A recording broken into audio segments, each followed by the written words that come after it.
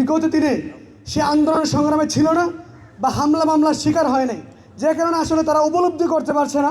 আমি ডাকসুর বিবি সাদেক কায়েমকে দাওয়াত দিয়েছি এবং জিএস ফরহাদকেও দাওয়াত দিয়েছিলাম। তারা প্রোগ্রামে থাকবে সেটাও বলেছিল। গতকালকে যখন সাদেক ভাইয়ের সাথে আমার কথা হয় তখন তিনি বলে কি প্রোগ্রামটাকে আমরা করবো কি না। তখন আমি বলেছিলাম যে ভাই আমরা যৌথভাবে করতে পারি, কিন্তু পরবর্তীতে আসলে আজকে তাদের উপস্থিতি আমরা দেখতে পাচ্ছি না। মানে ডাকসুর ইতিহাসে, মানে ঢাকা বিশ্ববিদ্যালয়ের ইতিহাসে কিউব হোল্ডিংসের গল্পে সেই রেখাটি আঁকা হয়েছিল আজ থেকে 1 যুগ আগে। নকশাই আমাদের ভাষা। Cube holdings limited. ডাকসু ভবনে এমন নির্মম হামলা কখনো হয়েছিল কিনা আমরা জানি না। এই উদ্যোগে আজকে এর ছাত্র অধিকার পরিষদের আয়োজন, কিন্তু ডাকসুর কাউকে এখানে দেখতে পাচ্ছি না, অথচ হয়তো উপরে কেউ কেউ বসে থাকতে পারে।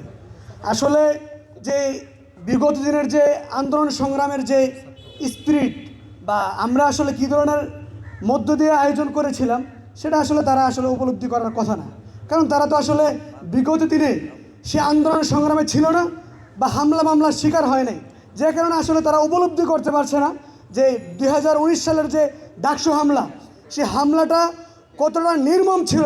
যদি তারা এই হামলার শিকার হতো কিংবা এই পরিস্থিতির মধ্য দিয়ে যদি তারা যাইতো তাহলে তারা উপলব্ধি করতে পারত। যদি আমরা অত্যন্ত ব্যাপারটা খুবই দুঃখজনক। ডাকসুর এই ঘটনা আমরা তাদেরকে দাওয়াত দেওয়া লাগবে কেন, তারা সৌদ্যোগে আয়োজন করতে পারত, কিন্তু এখনও তারা উপস্থিত তো নাই, তাদের এই ব্যাপারটা ফিলও করছে না, তারা তো আয়োজনও তো করেই নি। তো আমরা বিশেষ আজকের এখান থেকে বলতে চাই, বিশ্ববিদ্যালয় প্রশাসন আপনাদের কাছে আমরা স্মারকলিপি দিয়েছিলাম যে ডাকসু হামলার বিচার করেন। গোলাম রাব্বানী এখনও ঢাকা বিশ্ববিদ্যালয়ের শিক্ষক হিসেবে আছে, ক্লাস নিচ্ছে। আমরা এখান থেকে আহ্বান জানাতে চাই, গোলাম রাব্বানী সাবেক প্রক্টর, তার ঢাকা বিশ্ববিদ্যালয় থেকে বহিষ্কার করবেন এবং এই হামলার সাথে যারা জড়িত ছিল সবাইকে বিচারের আওতায় আনবেন। এই বলে আমার বক্তব্য শেষ করছি। ধন্যবাদ সবাইকে।